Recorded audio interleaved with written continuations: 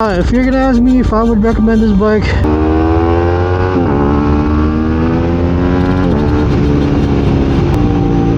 much speed, too much speed, too much speed, too much speed. What's going on, guys? I'm back with another video. I'm about to take my wife's car to the shop because somebody hit her and ran. Anyhow, I wanted to make a video because I've been getting messages. Why did I go with an Aprilia? Why an RS660 and not the RSV4? Well, primarily it was because I haven't ridden in 20 years since I left the Philippines, so I was kind of iffy about going back to riding. However, I've been watching for like 3 months of motovlogs, and then my wife got pissed off because all she's been hearing while she's sleeping is "Vroom." So she was like, okay, go get yourself a motorcycle already, will you please? So I did, ended up getting one. But then I did my research first. I'm not gonna come in confident that it's just like riding a regular bike, that you'll remember everything. So I went ahead and took the classes. Want to learn everything as much as you can, you know, like you don't want to just ride because you learn from your friends. I've been watching a lot of Moto Jitsu videos and Dan the Fireman. Actually, those were the ones I've been watching first, because you know, usually you get discouraged when you see accidents, but then I wasn't. I was looking at it in a way that the situations I don't want to be in. So, you know, awareness, preparing, like the red flags when there's the side of the car coming into your lane should slow down, or, you know, let go of the gas, not accelerate, because you want to beat him to it. So yeah, there's a lot of Dan the Fireman things you can learn, and that's pretty helpful.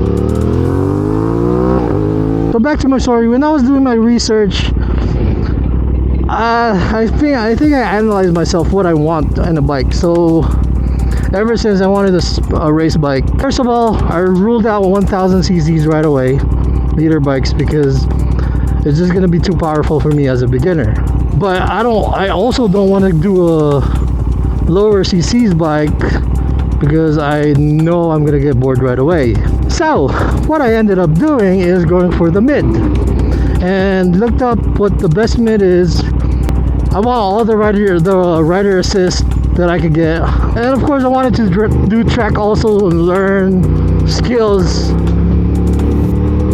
especially on doing turns. I know I already enjoy the canyons, because when I'm driving a regular car I truly enjoy it, so I already know that's what I want, and not just for cruising, you know. So it was no doubt, that was my decision maker. Like, it has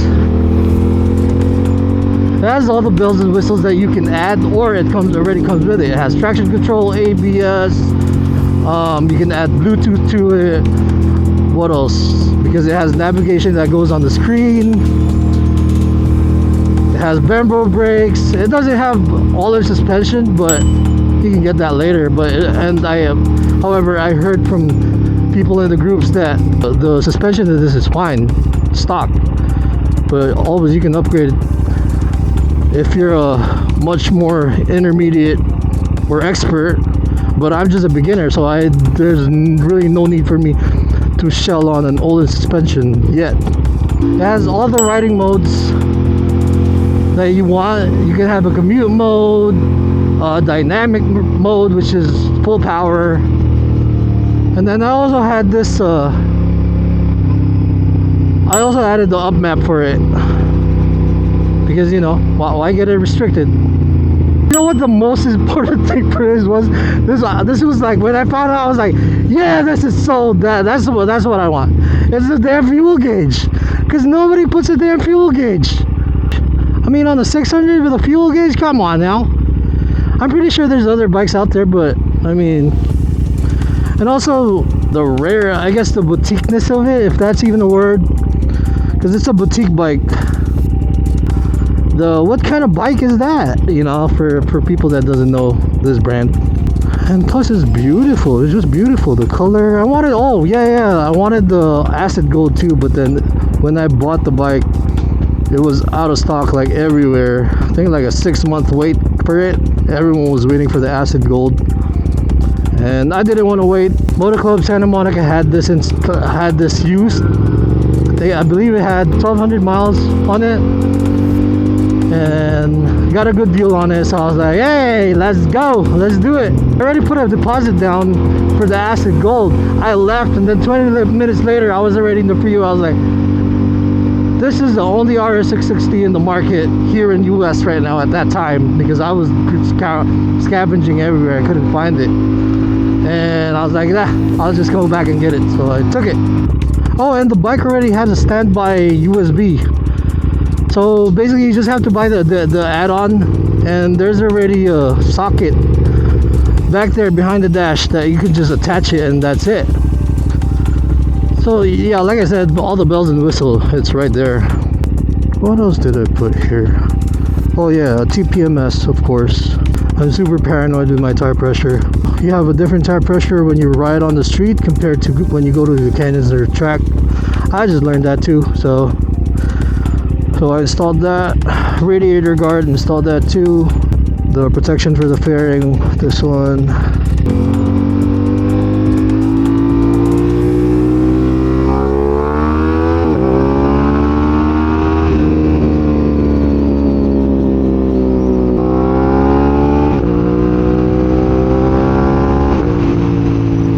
Anyway, yeah, I've been very happy with this bike. I think out of the 600s mid-tier bikes, this is probably the most expensive out of all. But I mean, even though it's the most expensive out of the mid-tier, hey, you have everything. Like bang for buck, dollar for dollar, you can't go wrong with this. It's not hella fast, but I mean, it gets the job done. So yeah, if you're gonna ask me if I would recommend this bike, hell yeah, 12 out of 10. And it's very nimble too. Like when you take it to the track, it's super light. Like you can just easily sway it like this. See how easy that is? That's very light. It sounds amazing too, you know? See what I mean? It sounds amazing. It's only a 2-cylinder.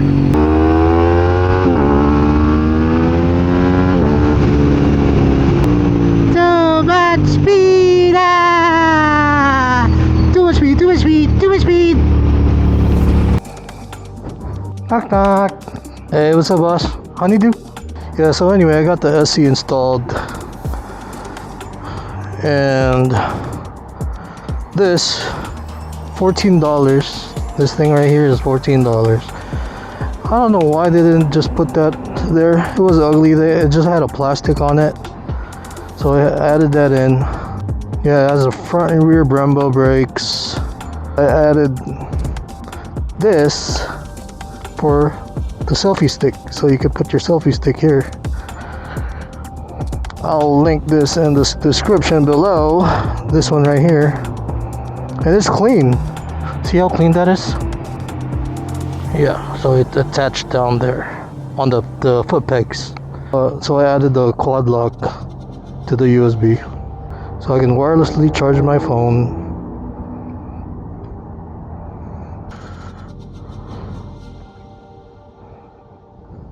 The seat height is a little high because it has a wide seat.